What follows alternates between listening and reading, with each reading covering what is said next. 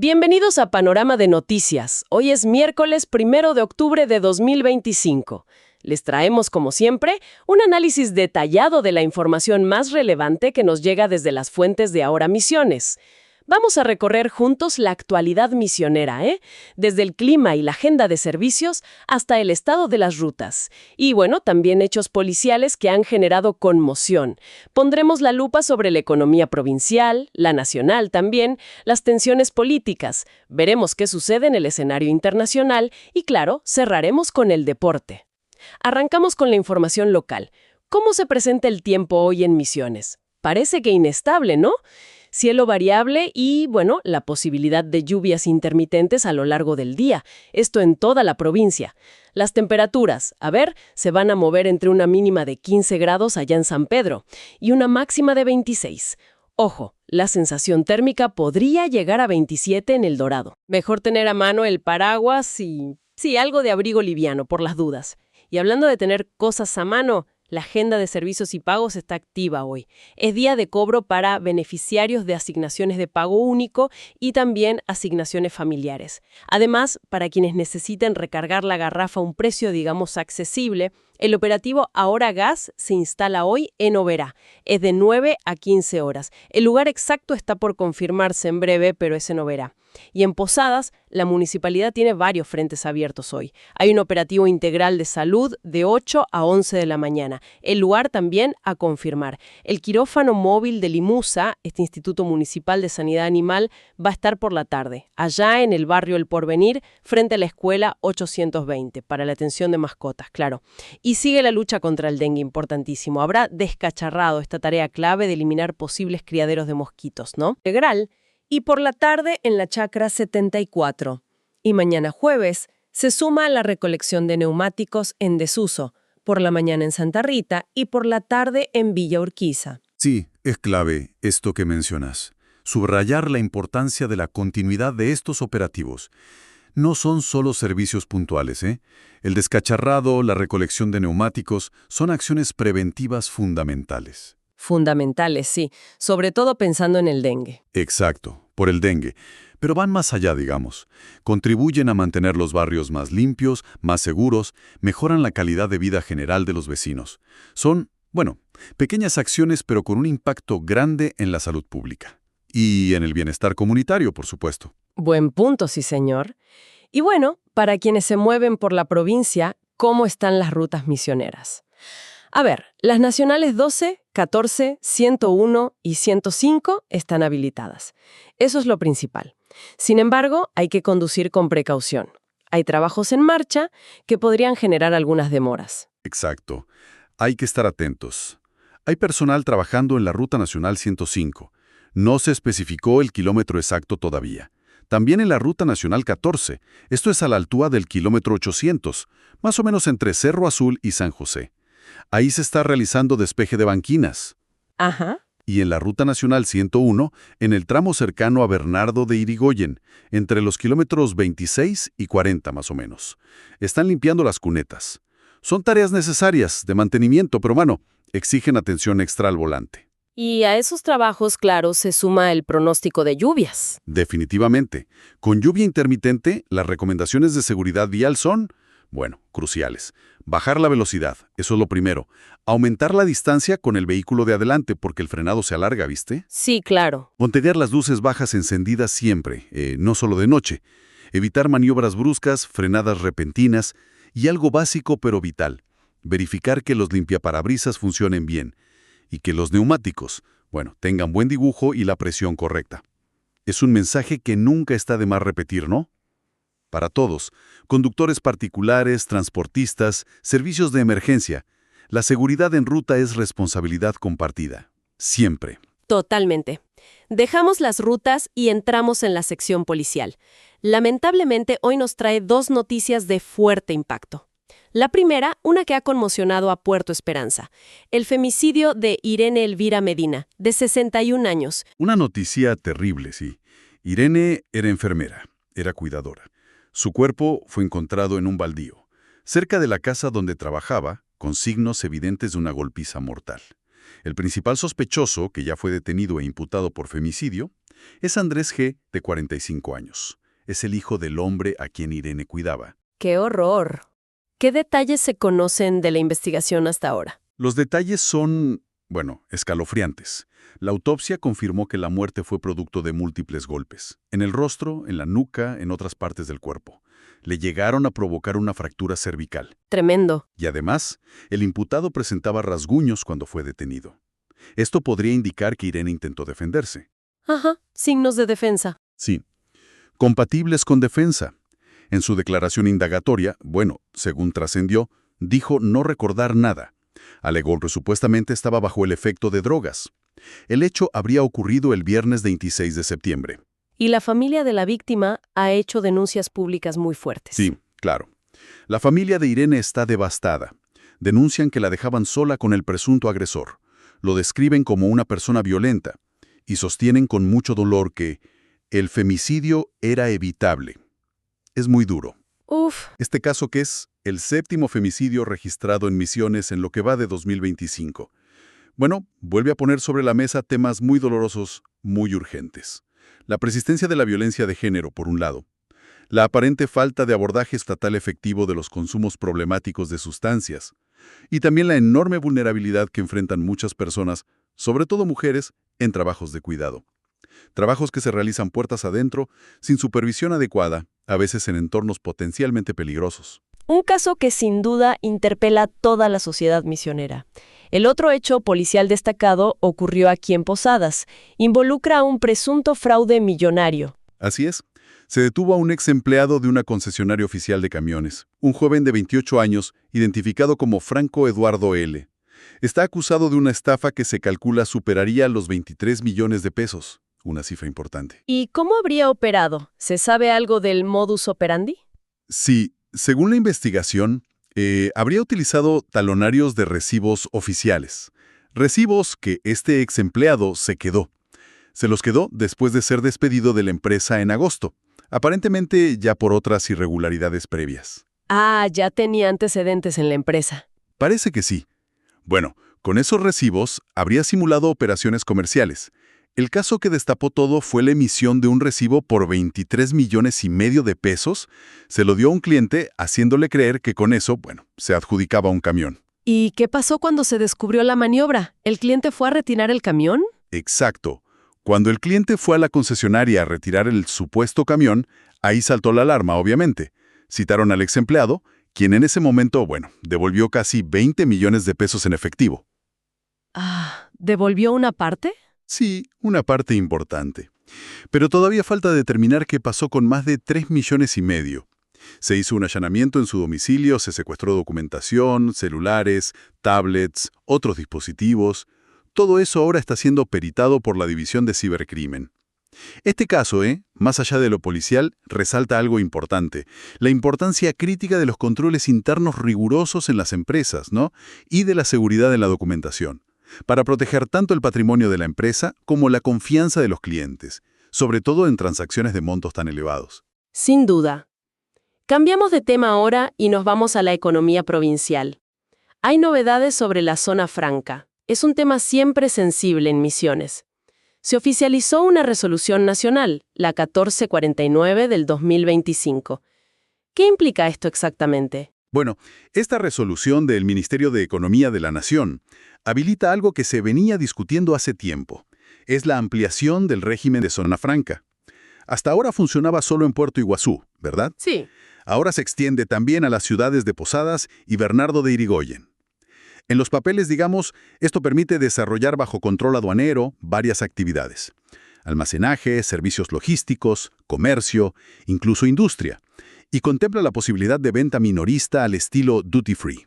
O sea, productos libres de impuestos orientados principalmente a turistas. El objetivo declamado suena bien: impulsar la economía, generar empleo, compensar las asimetrías con Paraguay y Brasil, pero parece que hay polémica, ¿no? Sí, sí.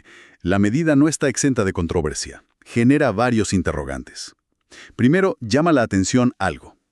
Según fuentes del sector empresarial y también político, no habría existido un pedido formal reciente del gobierno provincial para esta ampliación, al menos no en estos términos específicos. Esto, bueno, alimenta la sospecha de que podría ser una resolución un poco a medida. ¿A medida de quién? Del actual y único concesionario de la zona franca de Iguazú, o sea, el Duty Free Shop, que pertenece al grupo empresario London Supply. Entiendo. ¿Y por qué eso genera críticas? ¿Cuál es el problema con el modelo de Iguazú? Bueno, el modelo de Iguazú ha sido históricamente cuestionado por varios sectores. Se critica que concentra todos los beneficios en una sola empresa privada. Una empresa que además, por el régimen de zona franca, no paga impuestos provinciales importantes, como ingresos brutos. Y eso, claro, genera una competencia que el comercio local considera desleal, totalmente. Claro. La gran duda ahora es si esta expansión a Posadas y Bernardo de Irigoyen va a replicar ese mismo esquema, ese modelo de concesión única. O si, por el contrario, abrirá la puerta a un modelo más plural, más transparente, más inclusivo, donde realmente puedan participar y beneficiarse comerciantes e industrias locales de Misiones. ¿Y qué se sabe hasta ahora? Mira, la información inicial indica que la extensión de la concesión es para el operador actual, London Supply, pero la falta de garantías explícitas sobre la posibilidad de que otros actores misioneros participen, y sobre todo sobre el arraigo local de los beneficios, bueno, eso genera bastante incertidumbre y debate en el ámbito empresarial y político de la provincia. Un tema para seguir muy de cerca, entonces. Dejamos Misiones por un momento y ponemos el foco en el panorama nacional, que sigue mostrando una realidad bastante compleja, ¿no? Sí, el escenario nacional combina a varios frentes preocupantes, la verdad. Una crisis económica que no cede, una tensión social que se palpa en reclamos, en protestas, escándalos políticos con derivaciones judiciales que ocupan mucho la agenda mediática, y pedidos urgentes que llegan desde distintas provincias. Es un combo complicado. Empecemos por lo económico y social. Siguen los aumentos que golpean el bolsillo día a día. En el AMBA, el área metropolitana de Buenos Aires, el boleto mínimo de colectivo ya cuesta 546 pesos en capital y 550 pesos en provincia. Y el subte se fue a 1.112 pesos. Una barbaridad. Mientras tanto, el dólar oficial cerró ayer en 1.380 pesos. Son aumentos constantes, y la producción también muestra signos negativos. La actividad metalúrgica, por ejemplo, cayó un 6,1% interanual. Y un dato local que ya mencionamos, pero que refleja esta tendencia nacional, acá en Misiones el consumo de carne vacuna se desplomó, más del 26%. Es muchísimo. A esto se suman noticias de cierres y suspensiones que impactan directamente en el empleo. Muy preocupante. Lamentablemente sí. La fábrica de galletitas Tía Maruca, en Chascomús, una empresa con historia, bueno, cerró sus puertas, despidió a 27 trabajadores sin previo aviso. Imagínate la angustia. Terrible. Y en Santa Fe, la gigante siderúrgica Acindar decidió paralizar su planta y suspender al 90% de su personal. 90%. Las razones que dan, una fuerte caída en la demanda interna y el impacto de las importaciones en el sector. Son postales duras de una recesión que se siente fuerte en el entramado productivo. Y los datos de pobreza e indigencia del INDE que se conocieron son realmente duros. Durísimos. Recién mencionábamos los de Posadas. 38,1% de pobreza, 9,6% de indigencia. Pero a nivel país, la situación es especialmente grave entre los más chicos. La pobreza golpea al 45,4% de los menores de 14 años y al 47,6% de los adolescentes entre 12 y 17. Casi la mitad. Son cifras que duelen, que exigen respuestas urgentes. Es tremendo. Y en paralelo, emergen datos muy alarmantes sobre salud mental. Un informe reciente reveló algo terrible, que el suicidio fue la principal causa de muerte entre adolescentes mujeres en 2023. No puede ser. Sí. Renás, se alcanzó un récord histórico de suicidios en jóvenes de 20 a 29 años. Fueron 1.030 casos ese año. A esto se suman alertas por emergencias sanitarias pediátricas en Chaco, advertencias desde Santa Fe por el aumento del consumo de drogas, de la ludopatía, y bueno, con una respuesta estatal que parece insuficiente. Y como telón de fondo macroeconómico, la deuda externa sigue subiendo. Ya supera los 305.000 millones de dólares. Aumentó casi 24.000 millones solo en el último trimestre informado. Un panorama realmente complejo. En el terreno político y judicial, el foco está puesto hoy en el caso que involucra al diputado oficialista José Luis Espert. Y también en la actividad del Congreso, claro. Exacto.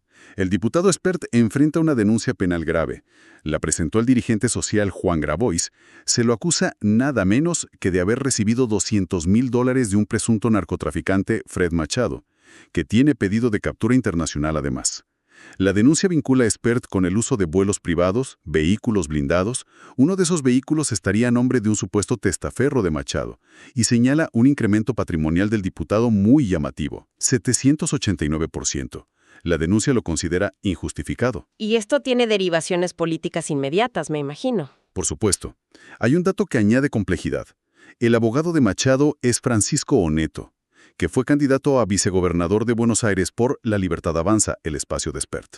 Todo muy cercano. Claro. A raíz de esto, diputados de Unión por la Patria y también de Coherencia, un bloque más pequeño, ya pidieron formalmente la expulsión de Espert de la Cámara. Piden su expulsión por inhabilidad moral y que se lo aparte de la presidencia de la Comisión de Presupuesto y Hacienda, que es clave. ¿Y qué dice Espert? Espert niega todo, categóricamente. Habla de una operación, de una campaña sucia en su contra. Mientras todo esto ocurre, también hay cuestionamientos sobre por qué la Corte Suprema todavía no resuelve la extradición de Machado a Estados Unidos. ¿Y por qué causas vinculadas a él, que vienen desde 2021, no parecen avanzar en la justicia argentina? Hay muchas preguntas abiertas. Es importante aclarar, como siempre hacemos, que estamos exponiendo las acusaciones presentadas y también la defensa del diputado implicado. Exactamente. Y mientras este caso genera tanto revuelo, el Congreso no se detiene. ¿Qué temas están en agenda hoy? Hoy se debaten varias cuestiones importantes. Hay proyectos de reforma sobre la regulación de las criptomonedas, un tema muy actual. También se analiza la problemática del fentanilo contaminado que ha causado muertes y emergencias sanitarias graves. Y sigue la discusión sobre el uso y el control de los decretos de necesidad y urgencia, los DNU. Además, una figura de alto perfil del oficialismo, Karina Milliey, fue citada por la comisión bicameral que investiga la criptomoneda Libra. Así que hay actividad. Y la atención política no se agota en Buenos Aires, no. El mapa federal muestra varios focos de conflicto. Así es. Si repasamos rápidamente, mira, en Tucumán se confirmó una condena histórica a 11 policías por la sedición, el levantamiento policial de 2013. En Salta hay denuncias por agresión física contra la intendenta de Mosconi. Y también polémica por declaraciones de la diputada nacional Emilia Orozco sobre pueblos originarios. Generaron mucho repudio. En Chubut, los sindicatos petroleros están en alerta. Hay despidos tras el anuncio del retiro de YPF de algunas áreas maduras. La reciente visita del presidente Milei a Ushuaia estuvo acompañada de protestas. En Mendoza, un hecho político interesante. La comunidad Huarpe presentó candidatos propios para las próximas elecciones. Hay denuncias en Entre Ríos sobre el manejo de bienes inmuebles del Estado. Y en La Pampa, el gobernador Silioto insiste con su reclamo a Nación. Reclama por la paralización de obras de barrios del Procrear. Están abandonados, dice. Muchísimos frentes abiertos. Y también hubo protestas sociales en las últimas horas. Sí, la conflictividad social se hace sentir. En 9 de julio, provincia de Buenos Aires, productores agropecuarios afectados por inundaciones, tomaron pacíficamente la municipalidad. Exigen respuestas concretas después de meses sin asistencia, dicen. Comprensible. Y a nivel nacional, diversas organizaciones sociales realizaron ollas populares. Fue en el marco de una jornada nacional de lucha. El lema fue contundente. Sin trabajo, solo hay hambre y narcotráfico. Reclaman una ley de salario social complementario y el envío urgente de alimentos a los comedores populares, que denuncian estar desabastecidos. La situación es crítica en muchos barrios. Damos vuelta a la página y miramos brevemente qué pasa en el mundo. El escenario internacional también presenta movimientos y tensiones importantes. Sí, varios puntos interesantes para seguir. En Colombia, por ejemplo, parece enfriarse bastante la relación con Estados Unidos. El presidente Gustavo Petro lanzó críticas muy duras contra la Cámara Colombo-Americana. Los acusa de apoyar a Donald Trump y de rechazar sus posturas sobre crímenes de lesa humanidad en la ONU. La cosa escaló al punto que la canciller, Rosa Villavicencio, renunció a su visa estadounidense. ¿En serio? Sí, en protesta, porque le revocaron el visado al propio presidente Petro. Lo calificó de injerencia extranjera. Fuerte. Fuerte, sí. Mientras tanto, en Ecuador, la situación interna es compleja y se cruza con la geopolítica regional. Totalmente. Por un lado, se espera la visita de la secretaria de Seguridad de Estados Unidos, Kristi Noem. Viene para avanzar en la definición sobre la posible instalación de bases militares estadounidenses en suelo ecuatoriano, un tema muy sensible allá. Clarísimo. Y por otro lado, la Confederación de Nacionalidades Indígenas, la CONAI, mantiene un paro nacional. Protestan contra la eliminación del subsidio al diésel y exigen la liberación de dirigentes detenidos en manifestaciones anteriores. Hay tensión social. Y en Medio Oriente, siempre complejo, hay una nueva propuesta sobre la mesa para Gaza, ¿no? Efectivamente. El ex y posiblemente futuro presidente de Estados Unidos, Donald Trump, presentó un plan de paz. Incluye la creación de una Junta de la Paz que él mismo presidiría, un alto el fuego, liberación de rehenes, el desarme de Hamás y un retiro gradual de las tropas israelíes. Es un plan ambicioso. ¿Y cómo fue recibido? Mira, recibió apoyos diversos. Egipto, Emiratos Árabes, la Autoridad Palestina, incluso gobiernos europeos como Italia y Francia. Y sectores de la oposición en Israel también lo vieron con buenos ojos. Pero, claro, fue rechazado de plano por la Yihad Islámica Palestina. Lo consideran inaceptable y una receta para la agresión, dijeron. Así que veremos qué pasa con eso. Y un último apunte internacional. Un gesto diplomático bastante llamativo entre Israel y Qatar. Sí, curioso. El primer ministro israelí, Benjamin Netanyahu, pidió disculpas formales a su homólogo de Qatar. El motivo: el reciente ataque aéreo israelí sobre Doha, la capital catarí, que según se informó iba dirigido contra una delegación de Hamás que se encontraba allí. Un gesto inusual sin duda. Busca quizás descomprimir la tensión con Qatar, que es un actor clave en la región. Lo que vemos es una geopolítica muy fluida, muy dinámica, ¿verdad? Liderazgos fuertes, a veces personalistas, tensiones que escalan, como esta de Colombia y Estados Unidos, y constantes intentos, exitosos o no, de buscar salidas a conflictos muy arraigados como el de Medio Oriente. Y cómo todo parece cada vez más interconectado, ¿no? Lo que pasa allá repercute acá. Totalmente. Las decisiones o tensiones en una región, sea América Latina, Medio Oriente, Europa, tienen repercusiones casi inmediatas en otras partes del globo. Es un tablero muy complejo y que está en constante movimiento, sin ninguna duda. Bien, y para cerrar nuestro panorama de noticias de hoy, nos vamos al terreno deportivo, que siempre trae alguna alegría. Buenas noticias para el básquet misionero. Arrancó bien Oberá Tenis Club. Debutó con victoria en la Liga Nacional. En la primera fecha, jugando en casa, el celeste obereño derrotó a San Lorenzo. Fue 85-76. Buen triunfo contra un equipo importante como San Lorenzo. ¿Quién fue el goleador? El goleador del equipo fue el extranjero Bujrés, con 19 puntos, gran comienzo para OTC. En fútbol, hoy juega la selección argentina sub-20. Está disputando el Mundial de la categoría allá en Chile. Por la segunda fecha del Grupo D, enfrenta a Australia. El partido es hoy a las 20 horas, hora argentina. Se puede ver por DirecTV Go para los que quieran seguirlo. A ver cómo le va a los chicos. Y en el fútbol de Primera División de Argentina se completó la 10ª fecha del torneo Clausura. Hubo empate 1-1 entre Barraca Central y Belgrano de Córdoba. Y Vélez Sarsfield le ganó con claridad a Atlético Tucumán, 3-1 fue, en Liniers. Y cerramos con una actuación destacada en el tenis infantil que nos llega desde Salta, una linda noticia.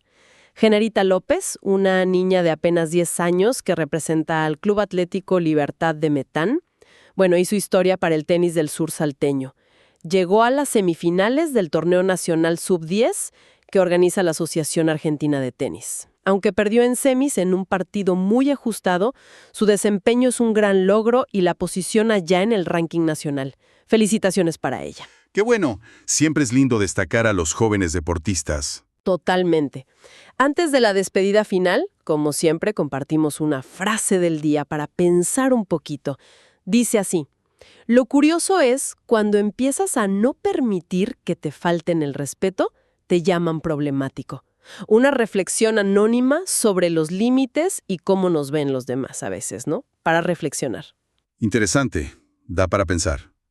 Hemos hecho un recorrido completo por la actualidad de este miércoles 1 de octubre, desde el clima y los servicios aquí en Misiones, pasando por las rutas, los casos policiales de Puerto Esperanza y Posadas que nos impactaron mucho, y el análisis de la expansión de la zona franca, con sus interrogantes. Profundizamos también en el complejo escenario nacional, con sus urgencias económicas, sociales y políticas. Mencionamos el caso Spert y las diversas protestas.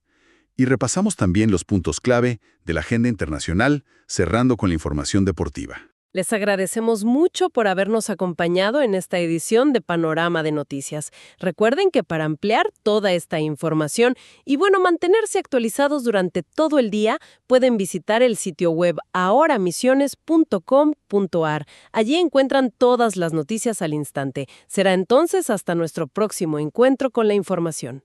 Hasta la próxima.